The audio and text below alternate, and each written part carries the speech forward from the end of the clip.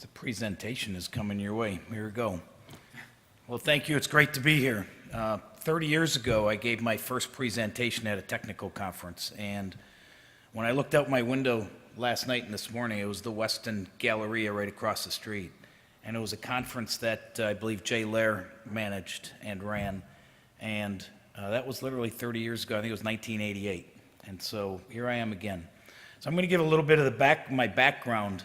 I got my bachelor's and master's in geology and geophysics, and I've been working as a geologist for a company called GZA Geoenvironmental since October of 1987. So I just celebrated my 30th year there. And within GZA, we're engaged in everything from air to surface water, groundwater, and foundation engineering related work. And I've been able to bring all of that technical resources to really the mining industry. So my focus has been non-metallic mining, and for the last half of my career, the focus has been very strong on industrial sand mining. And industrial sand mining has been ongoing in the world for hundreds, if not thousands of years. That's where all of our glass comes from. That's where our foundry sand comes from, filter sand, etc. Now people refer to it as frac sand because it's used in hydraulic fracturing. So in the mining world, I've been engaged in a variety of associations that help understand the impacts of mining on the environment and on the economy, and wrote a couple of policy papers through the Heartland Institute with Isaac Orr from 2015 to earlier this year. I have done a lot of industry advocacy throughout my tenure, and not just with lawmakers, but other shareholders that need to understand mining. And so I have a pretty good depth of mining. My talk today is going to focus on what is a proppant. A proppant is used in hydraulic fracturing that Isaac just talked about. It is used to prop the fractures open. So the types of proppant, the ideal proppant, is going to be lighter than water. It's going to be as round as marbles. It's going to be as strong as diamonds, and it's going to be cheap as dirt. That's the ideal hydraulic fracturing proppant that is used.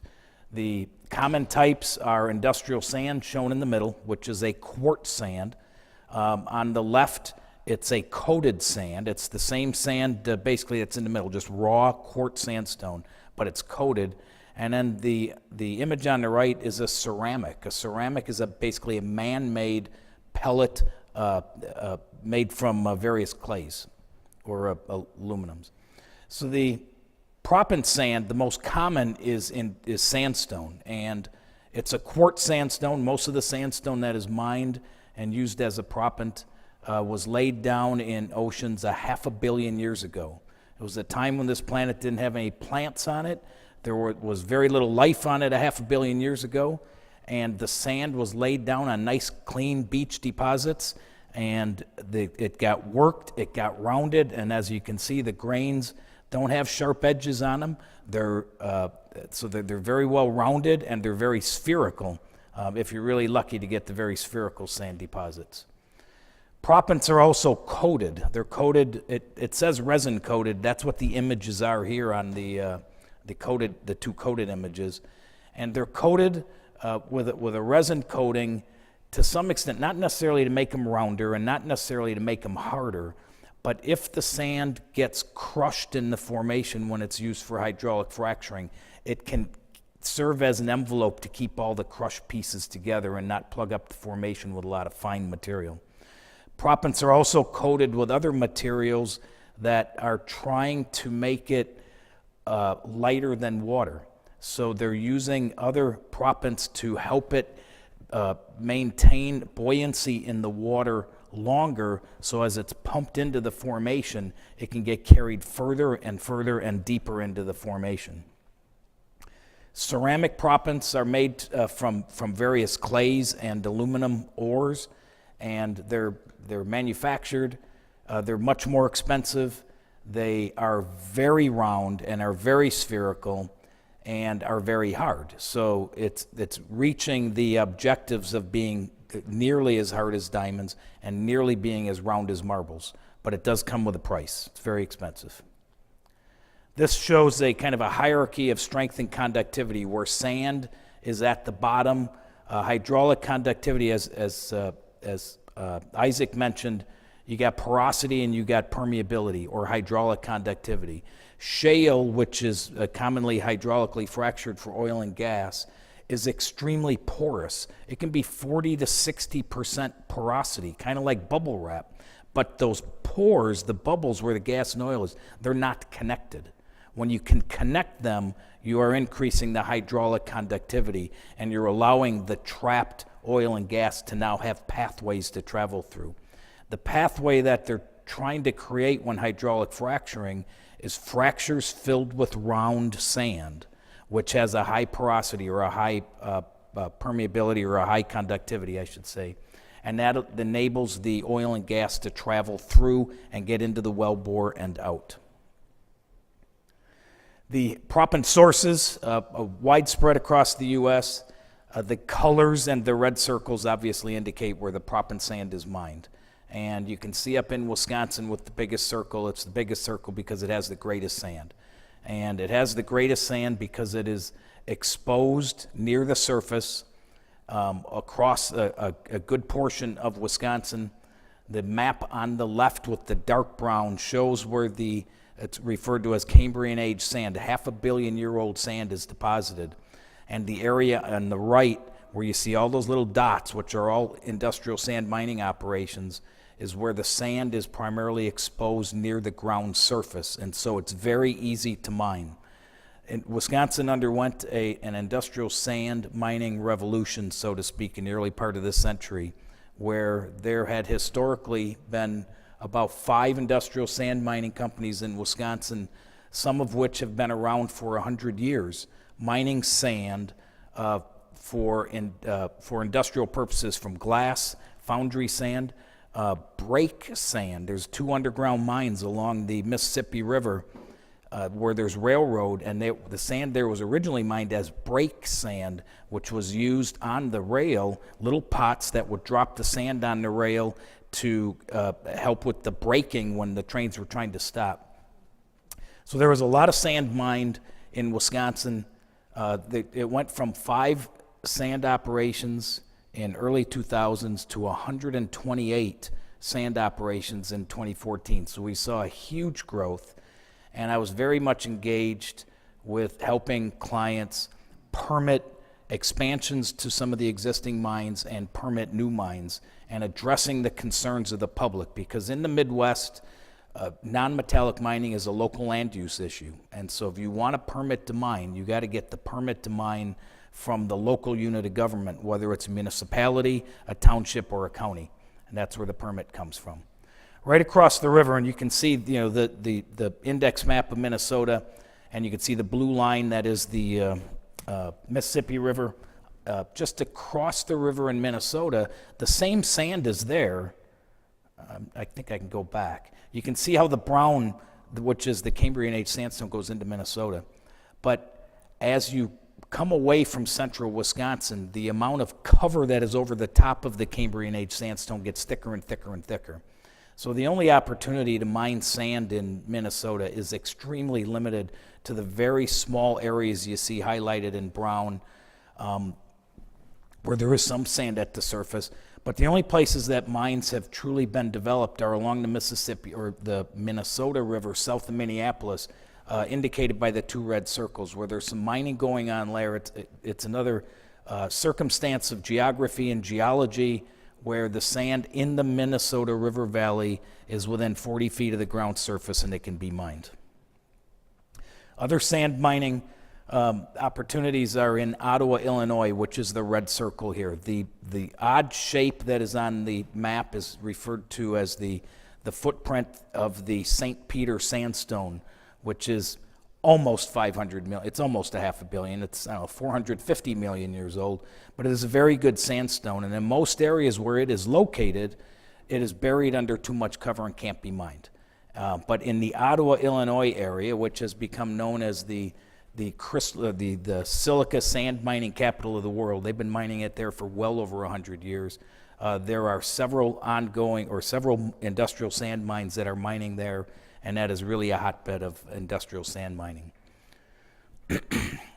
There's little sand in Michigan and in the southeast, but these are not large operations for massive industrial sand mining.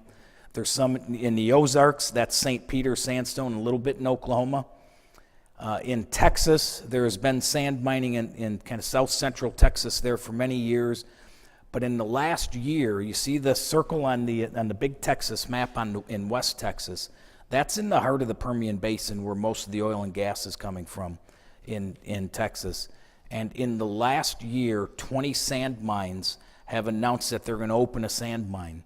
And it's amazing because you can see the light color on that aerial photograph is this dune sand that the oil companies have been bulldozing out of the way and building roads and pads around for decades and importing sand from Wisconsin and Illinois and Minnesota via rail to use in hydraulic fracturing. And it was just discovered that, you know what, this sand is actually pretty decent too. And it's going to save them $50, $60 a ton. And when you're using hundreds and thousands of tons per well, the cost saving is amazing. But the number of sand mines that have been in that area prior to now is zero. It went from 0 to 20 in a very short period of time. Proppant use is kind of indicated on this map. The green is where the shale is, and the purple is where the actual shale plays are, where they're actually hydraulically fracturing shale. Organized chaos on a fracking job. And that square there is about an acre, and it is completely packed. And it's just the level of the planning and detail that goes into a fracking job is amazing. In its most simplest terms, on a hydraulic fracturing job, the borehole is drilled horizontally, and the horizontal boreholes have gone from, a few years ago, 5,000 feet long. That's a mile. So they start out drilling and drill out a mile. But in the last few years, that has been extended to 2 miles and even 3 miles from one drilling location. When they isolate areas of that borehole and inject sand and water under tremendous pressure, it fractures that shale and it props open the fractures using the sand, and that's why they call it a proppant. And so as the sand is pumped in under tremendous pressure, they get it in as deep and as far as they can, and when they relax that pressure, the rock wants to close up, but the sand grains prop the fractures open, and that's why it's referred to as a proppant. And as you can see, Isaac and I steal the same pictures off of the internet. The amount of sand used per stage, when the price of oil dropped and the number of drill rigs slowed down drilling, the hydraulic fracturing companies started experimenting even more and more, and not just with drilling further and further out, but using more and more sand. And it's amazing. A unit train coming from Wisconsin or Minnesota or Illinois that might have 100 rail cars of sand on it will be pumped into one hole on a frac job. An entire train. If you've ever sat at a train and actually had to sit through 80 or 100 cars that are all exactly the same, that's a unit train. And they'll pump the entire contents of that train in one hole. So the amount of sand use is incredible. And that's what these slides show. Proppant benefits, this is where I can go really fast in my presentation because you've seen a lot of these slides. When you Google search for this information, it's just tremendous. Our consumption and our desire for more and more oil keeps on going up, and unfortunately, the production in the U.S. is dramatically going up. And when hydraulic fracturing started, the Bakken is the brown line in the middle on that chart, and the Eagle Ford is the blue one. There wasn't a whole lot of hydraulic fracturing going on. In essence, almost none. But when the technology for hydraulic fracturing started to improve and becoming more widely used, you can see how the oil and gas production has just skyrocketed in some of these areas. The biggest plays are in Texas with the Eagle Ford and the Permian Basin, which are the blue and the orange. And again, you can find the beauty of all of these plots is that what it shows is that with hydraulic fracturing, they all go up and have been going up. And that's a beautiful thing. This is Bakken Oil production in North Dakota. Prior to 2004, there really was none. But you can see what's happening because of the onset of hydraulic fracturing. I'm going to close with just the kind of the bottom line. Sand is a primary proppant. Supply is high and it's growing. There are actually new mines under development in Wisconsin, Illinois, Texas, and Oklahoma. Like I said, in Texas, 20 new mines have been announced just in the last year. There are mines in Oklahoma, new ones there. There's new ones in other parts of Texas as well. And I'll close with this little slide here. Isaac and I co-wrote 6 policy papers on industrial sand mining. The first one was the environmental impacts of industrial sand mining. Second one was economic impacts.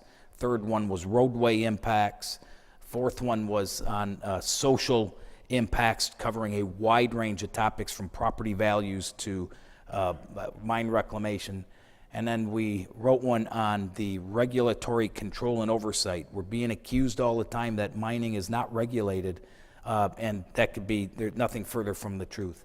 And then the last one was there was a big concern over crystalline silica dust and industrial sand mining as complaints and concerns as a way to try to stop industrial sand mining in Wisconsin. But a lot of research was done, a lot of sampling was done in Wisconsin, Minnesota, and Illinois to show that that was not the case. So the science didn't back it, and the critics backed down. So that's it. Thank you very much.